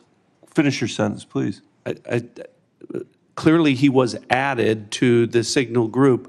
Your question is. You don't know that the president's national security advisor invited him to join the signal thread? Everybody in America knows that. Does the CIA director not know that? I've seen conflicting reports about who added the reporter to the signal messaging group. You think that it's perfectly appropriate that there was a reporter added, especially one that the Secretary of Defense says is deceitful, highly discredited, a so-called journalist who's made a profession of peddling hoaxes over and over again? Is your testimony that it was appropriate that he was added to this signal thread? No, of course not. And why did you not call? Hold on, Senator. You're mischaracterizing my testimony. Good. You answered the question. Let me ask you. When he was added to the thread, you're the CIA director. Why didn't you call out that he was present on the signal thread? I don't know if you use signal messaging app. I do. Not for classified information, not for targeting. Well, neither not do I, for Senator. Anything remote. Neither do I, Senator. Well, that's what your testimony is today. It absolutely is not, Senator. Were you not listening at the beginning? No. When I said that I was using it as permitted, it is permissible to use. I agree that's your testimony. Yeah. I agree that's your testimony. You asked me if I use it, and I said not for targeting, not for classified information. And I said I don't either. I also know Jeff Goldberg. I don't use it to communicate with him, but you thought it was appropriate. By the way, I think he's one of the more outstanding journalists in America, but I'm shocked to find him on a thread that he's reading in the parking lot of a grocery store in Washington, D.C., and your testimony as the director of the CIA is that it's totally appropriate. No. Is it appropriate? No, that the Director, that is not what I. Okay, when did I say it was? Please. When did I use the word appropriate? Well, go ahead, please. Well, I didn't. That everybody in America. So clearly, there's nothing to Senator, see here is what your testimony is. No, I never said that. This is just a normal day at the CIA where we chat about this kind of stuff over signal. In fact, it's so normal that the last administration left it here for us.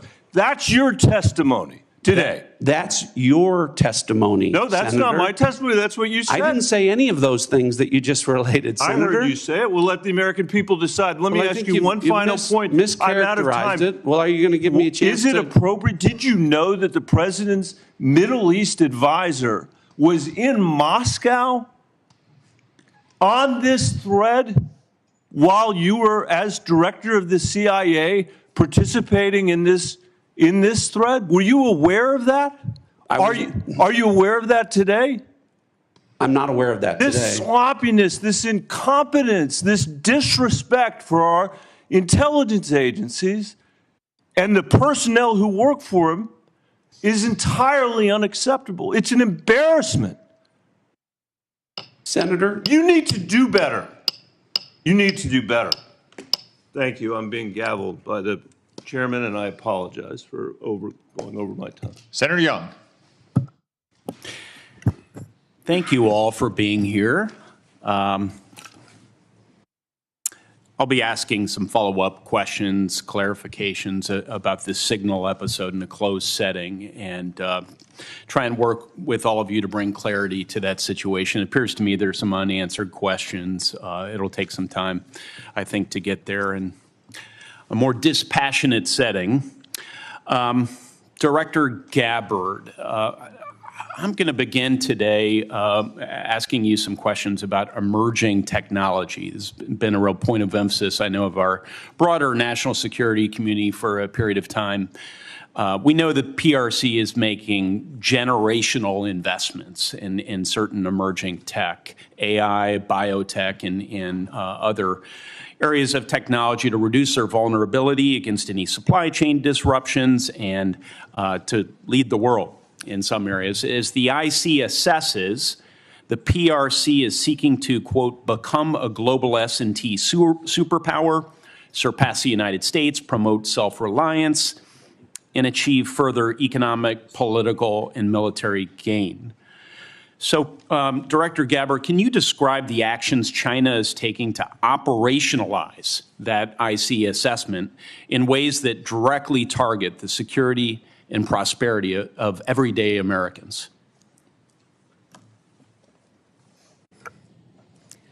Senator, what we know is that they are trying to use these capabilities as a means to continue to exploit vulnerabilities within our own critical infrastructure and our cyber technology. The critical infrastructure is a key area of concern given what we know has already been exploited, these asymmetric attacks that have been placed within our critical infrastructure that are of serious concern given how they could be exploited, especially during a time of conflict. We know that they are experiencing a boom in their generative AI capability and are competing very heavily against our own AI capabilities. Obviously, AI can and will be used across a multitude of every sector of our society, both here as we are in our own country, and we expect China to be able to continue to do the same there.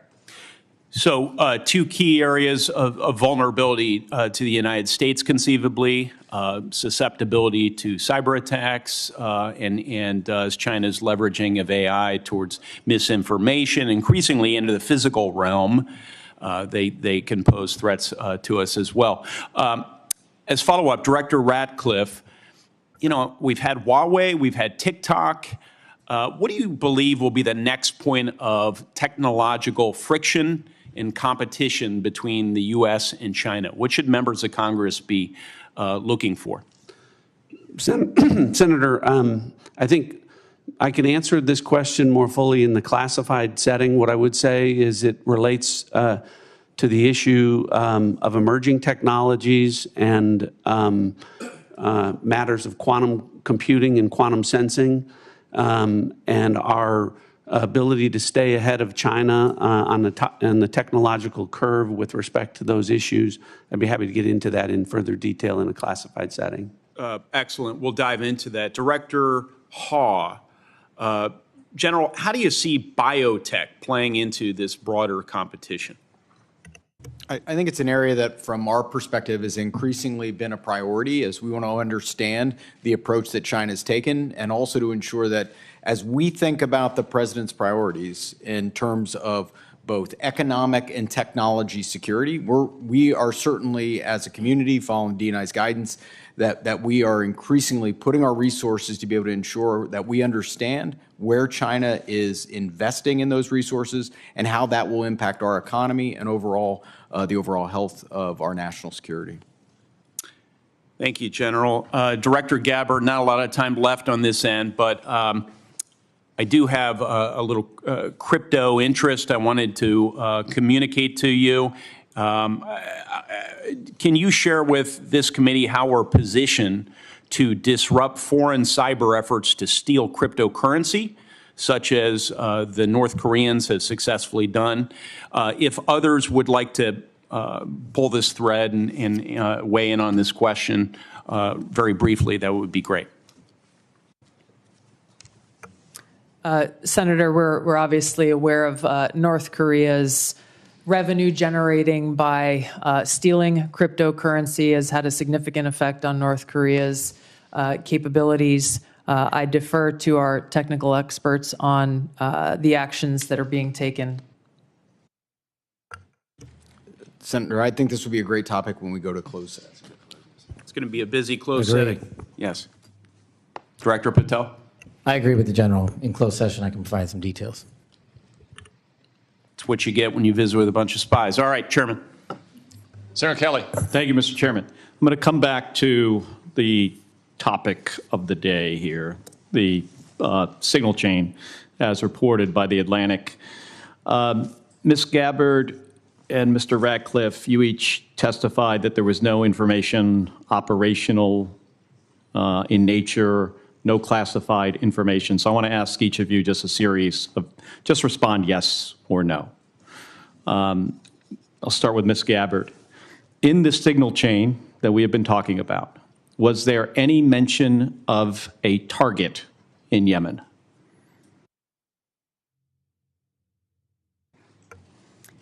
I don't remember mention of specific targets. Any generic target?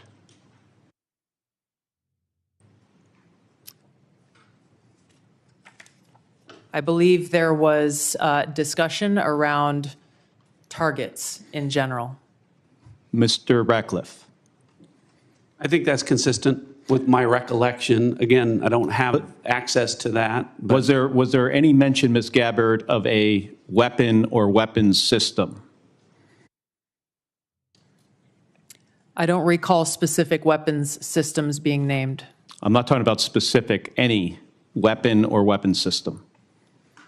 I don't recall specific names of systems or weapons being used or named within the Well, I'm chat. not asking whether, I don't want you to tell me what the specific weapon was, but any weapon at all. Mr. Ratcliffe, same question.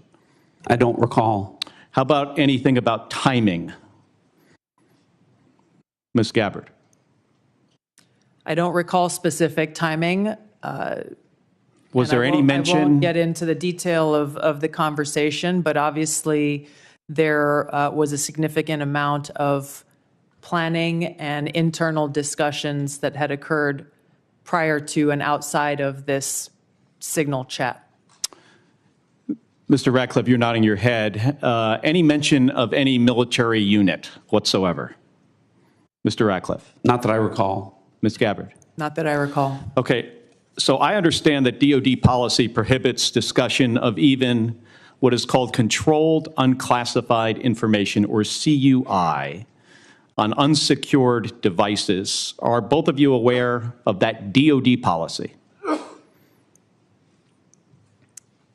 I haven't read that policy. Not familiar with the DoD policy, but I would say that the Secretary of Defense is the original classification authority for DoD in deciding what would be classified information. Ms. Gabbard, does the intelligence community have a policy that prohibits discussion of controlled unclassified information? Yes.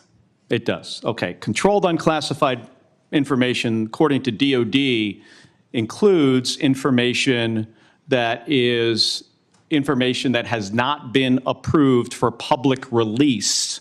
Would you, of what's been disclosed publicly of the signal chain, would either of you feel that that would be approved for public release? Ms. Gabbard.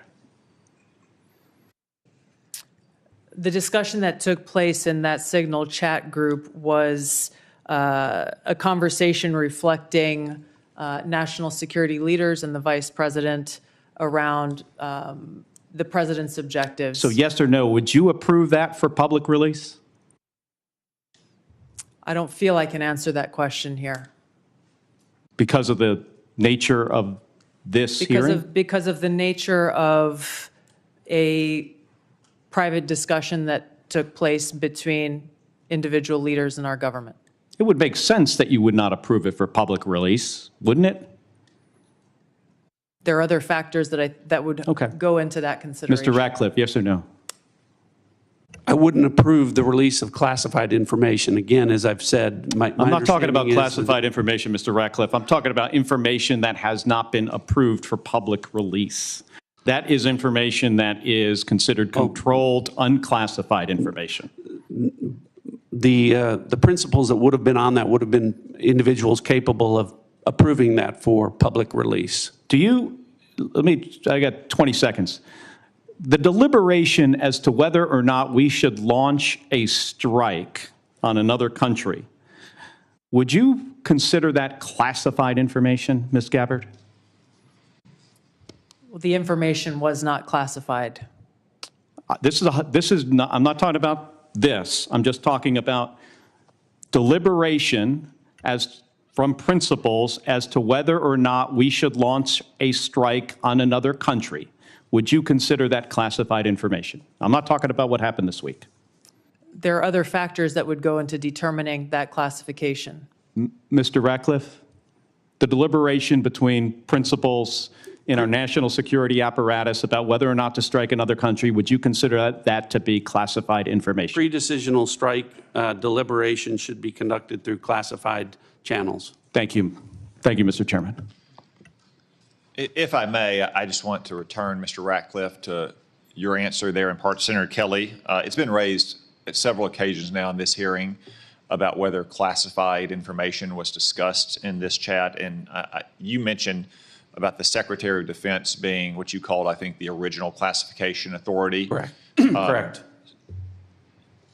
I think it's important for the public to understand that although you and Director Gabbard are original classification authorities on many matters, you're not that for all matters that might be classified in the government. Is that right? That's correct. So if the Secretary of State has classified sensitive diplomatic details, that's his authority. If the Secretary of Energy has sensitive classified information about our national laboratories, that's his authority. And the two of you can't speak to other departments who have their own original classification authority, and which, of course, as Director Gabbard said, ultimately rested with one person, the President of the United States. Is that correct? That's correct. Okay. I just wanted to clarify that. It looks like the Vice Chairman wants to weigh in as well. Just very briefly. I mean, I think it strains the audience and the watching public's credibility if we're talking about timing, packages, that somehow this would be okay to put out, or just, frankly, senior American officials trashing Europe. I've been around this for a while. This is not information you generally put out. And the notion there's not even acknowledgement of, hey, gosh, we screwed up, is stunning to me. And the idea somehow, well, none of this was classified, but we can't talk about it here. You can't have it both ways. I think the witness's point is that they can't speak for every official in the government who has original classification authority. Chairman, I don't, that's not what I'm not trying to litigate that. I'm trying to litigate on the face unless, as Senator Bennett said, this reporter is somehow making this all up. And I think the White House has acknowledged that the text chain that he submitted was authentic. It strains my mind to think, again, it strains my mind if the shoe had been on the other foot, what my colleagues would be saying about this. And again, we're going to get to the bottom of it. And I appreciate your comments, but you guys have both testified under law. There's nothing classified in that information. There was nothing, in a sense, I've not heard either one of you say, gosh, we screwed up. So we'll find out. This is too important to our national security. And again, I know we've got more members to close. They testified, is my understanding, correct me if I'm wrong, that there's no intelligence community classified information. Is that correct? That's Director correct. Ratcliffe, is that correct? Director Gabbard? Yes, Chairman. Well, again. That's not correct. She said repeatedly there was nothing classified, period. Right, period. You can't have it both. And again, we'll see. I cannot believe this is not going to come out. And if it's not classified, again, we'd ask you to give it to the public today.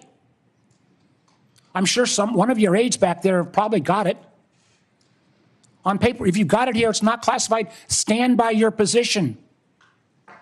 Or is this just one more example of a careless approach to how we keep our secrets in this administration. With apologies to Senator Moran. Thank you, Mr. Chairman, and thank you to our witnesses for being here. I want to explore a little bit about Ukraine, and I'll direct this to Director Ratcliffe or Director Cruz.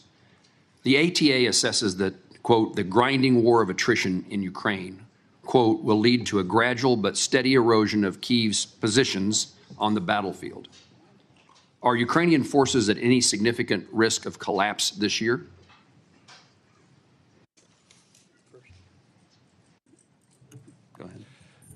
Before I turn it over to Director Ratcliffe, I think both sides are working through the equipment that they need, the industrial base they need to support that, and the personnel that are required to man all of that equipment and man the front lines.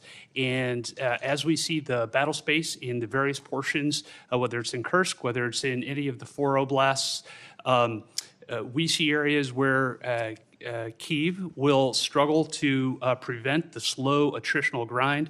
We do not see an imminent collapse in any of the line of control battle spaces at this point. And then vice versa. That answers my question, unless you want to add something, Director. Whatever advantages in manpower and material they have, can Russia maintain its operational tempo without significant changes to how it's conducting the war? I think our assessment from a military perspective is that Russia has the ability to sustain its campaign longer than Kyiv would. Now, when that timeline hits, we do not have an assessment of, but I believe that if this were to go on for more than the remainder of this year, both sides would have a significant challenge maintaining their defense industrial base as well as their operational ops tempo. Longer than this year? That is correct, and they will each have difficulty at various points throughout the spring, summer, and fall as well. Thank you. Director Ratcliffe, ATA says continuing the Russia-Ukraine war perpetuates strategic risk to the United States of unintended escalation to large-scale war and heightened insecurity among NATO allies. What are the strategic risks to the United States if Russia were to achieve its maximalist objectives via peace agreement? Achieve via peace agreement? Yes. Well, I think that clearly the negotiations that are going on reflect that President Trump is seeking a cessation of the war on terms that will end the war permanently. From an intelligence community standpoint, and specifically with regard to CIA assets, we've taken steps to support that, the president's goal of an enduring peace. To General Cruz's comments, I agree with his assessment and generally the public assessment that Russia has the battlefield advantage, is grinding forward slowly. I want to comment on that, however, to say that with regard to the Ukrainian resistance, the Ukrainian people and the Ukrainian military have been underestimated for a period of several years now. And ultimately, I'm convinced from my reflections in observing from an intelligence standpoint that they will fight with their bare hands if they have to, if they don't have terms that are acceptable to an enduring peace. Obviously, to the point of maximalist goals, President Trump has communicated that he is aware of the dangers of that, of Russia getting what they want. And I think that the peace talks that are taking place would reflect, if successful, and they are making progress, that both sides would not get everything that they want and no one's maximalist goals would be achieved. Thank you both. In the short time I have, I'm going to skip a question and ask that I intended to ask, but ask the director of the FBI. Director, I chair the subcommittee that appropriates money for the Department of Justice, including the FBI. It has been our practice that the FBI director, as well as the Attorney General, appear before our committee each year. And I want to make certain that you do not foresee any challenges that I will have in your presence when you come to speak when we invite you to come speak about your budget. I think when we visited in the office, you made yourself often available, pleased to talk to Congress. We're getting ready for the appropriations process to begin. The budget that the president intends to submit is seemingly months away, weeks away, long weeks away. And we may ask you to come testify about your priorities now or sooner than that. Is that a challenge for you that I ought to be aware of? From the FBI, no, as long as the Department of Justice and the Attorney General are good with it. Thank you. Senator Reid. Thank you very much, Mr. Chairman. Director Ratcliffe, you have repeatedly made the point that there was no classified information contained in any of these discussions that were reported in the Atlantic Monthly. Is that correct? No, that's not correct. So, Senator, what I've related is that any information that was related from my perspective or that I observed from the intelligence perspective was not classified information.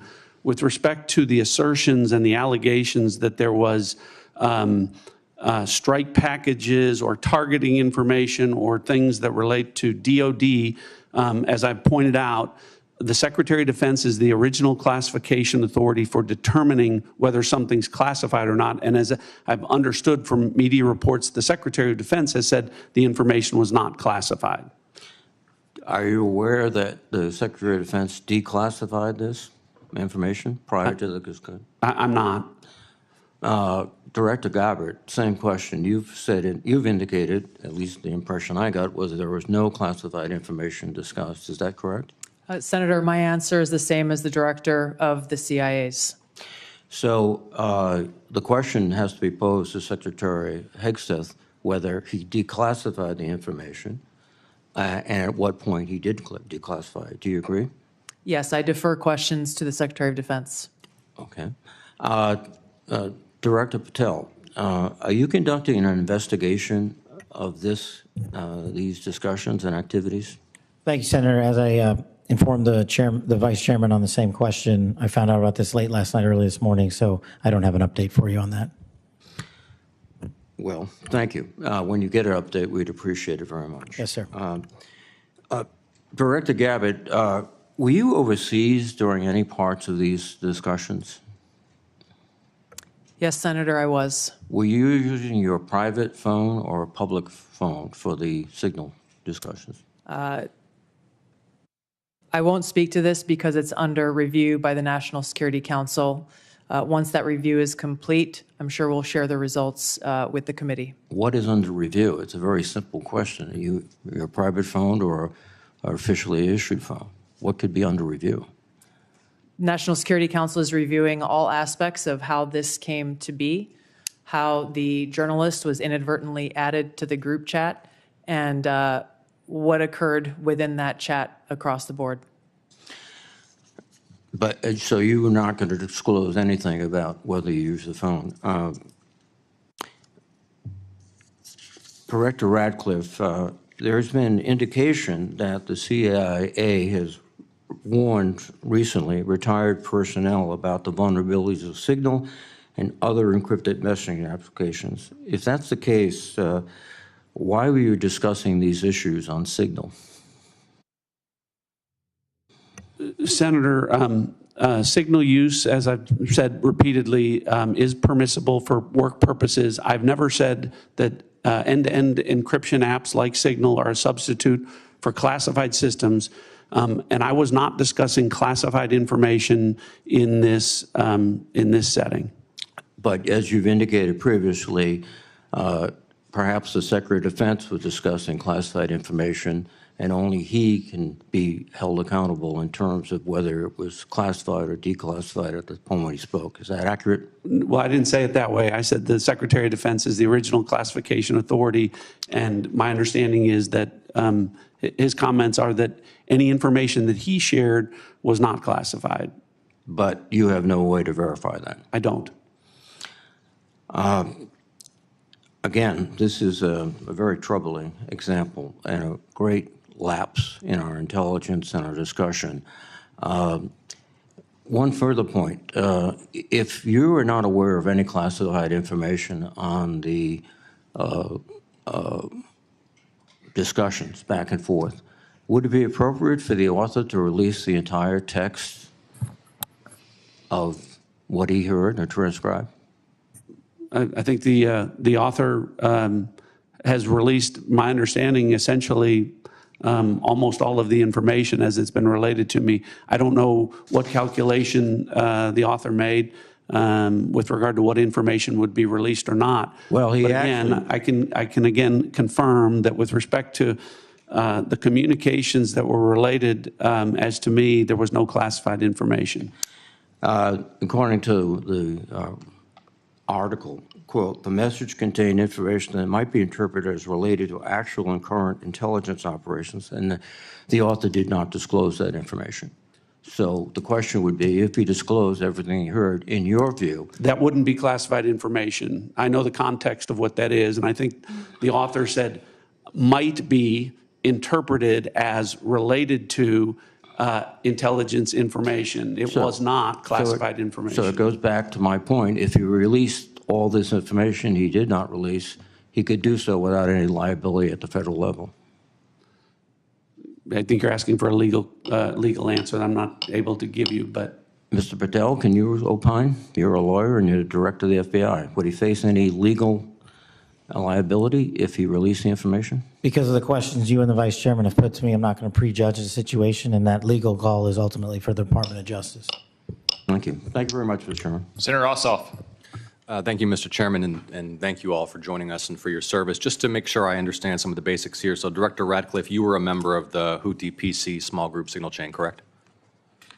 I was. Yeah, and so were the Vice President, the Secretaries of State and Defense, the National Security Advisor, and Ms. Gabbard, correct? I believe so. I don't have a list of who was invited to be on. And so was National Political Reporter Jeffrey Goldberg, correct? I don't know that. Yes, you do. I don't know Jeffrey Goldberg, and I've already testified. I don't know whether or how he was added. Okay, well, he was a member of the signal chain, and the discussion included the Vice President's private opinion on the wisdom of proposed U.S. strikes in Yemen, correct? I don't recall. Vance, quote, I think we are making a mistake. I am not sure the President is aware of how inconsistent this is with his message on Europe right now. There was a strong argument for delaying this a month. You don't recall? I don't, as you don't recall seeing that? Read that. I don't. It included the private opinions of the Secretary of Defense on the timing of strikes in Yemen, correct? I don't recall. Director Ratcliffe, surely you prepared for this hearing today. You were part of a group of principals, senior echelons of the U.S. government, in now a widely publicized breach of sensitive information. You don't recall whether the Vice President opined on the wisdom of the strikes? That's your testimony today under oath? In that setting, I don't recall. Here's what Secretary Hegseth said, quote, waiting a few weeks or months does not fundamentally change the calculus. Two immediate risks on waiting. One, this leaks and we look indecisive. Two, Israel takes an action first or Gaza ceasefire falls apart and we don't get to start this on our own terms. Your testimony is you don't recall the Secretary of Defense sending that message or reading it? I recall there being an exchange. I don't recall the specifics as you're reading it. Well, let's put it this way, Director Ratcliffe, a discussion by senior U.S. officials on the timing and risks of a proposed military campaign and disagreements between the President and the Vice President about U.S. plans and intentions would be of obvious interest to foreign intelligence services, would it not? Yes. And they were discussing the timing of sending U.S. air crews into enemy airspace where they faced an air defense threat, correct? I'm going to, Senator, defer to the other principles that you're referring to about what the meaning and the context of what they were They're talking about auditing. the timing of U.S. airstrikes, correct? Yes. Yes, and therefore the timing of sending U.S. air crews into hostile airspace, correct? Yes. And therefore the time period during which enemy air defenses could target U.S. air crews flying in enemy airspace, correct? I don't know that. You do know that. Let me ask this question, General Hawk. You lead America's signals intelligence collection. Would the private deliberation of foreign senior officials about the wisdom and timing of potential military action be a collection priority for you and the U.S. intelligence community? Senator, it's our job to do indications and warning for both the plans and intentions of adversary leaders and for military commanders. And would not information about the timing of airstrikes allow a military to pre-position or cue air defense systems to shoot down enemy aircraft?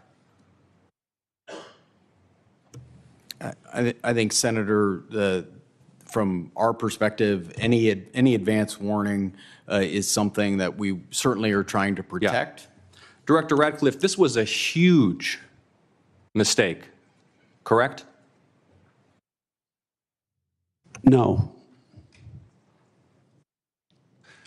A national political... Hold on. No, you Let me hold answer. on. No, Director The Ratcliffe, reason I I asked you say a yes or no- no question, and now you'll hold on. A national political reporter You can characterize it how you want. was made privy The White to House has made sensitive information clear about that there imminent was an military inadvertent operations against a mistake, foreign terrorist an inadvertent organization. mistake of adding a reporter. And that wasn't a huge to a mistake? seal. That wasn't a huge mistake? Well, I think they characterize This is it an as a embarrassment. mistake. This is utterly unprofessional. There's been no apology. There has been no recognition of the gravity of this error. And by the way, we will get the full transcript of this chain, and your testimony will be measured carefully against its content. Thank you, Mr. Chairman. I thank the witnesses again for their appearance today. I sense the Vice Chairman has something to add. I do. So I will recognize him briefly. Well, again, I thank the witnesses. But what you're saying doesn't make sense on the face of it. Everybody knows, at least Director Ratcliffe, you had the courtesy of acknowledging you were on the chain. Director Gabbard wouldn't even touch that, even though we've got our initials.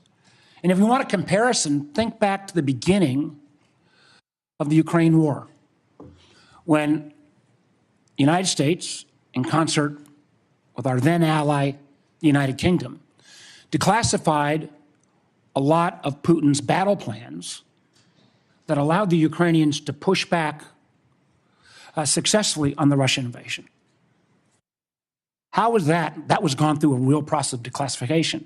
As Senator Ossoff so clearly made the point, this information out, potentially where our adversary could reposition its defenses, in the unwillingness of the individuals on this panel who are on the chat to even apologize for acknowledging what a colossal screw up this is, speaks volumes. Thank you to our witnesses for your appearance. A few administrative matters. As I mentioned earlier, Senator Collins is under the weather. She regrets that she could not be here for your testimony. Senator Risch likewise had to preside over a hearing of the Foreign Relations Committee to include the nomination of my former governor, Mike Huckabee, a great American and a great friend of Israel, to be the next ambassador to Israel.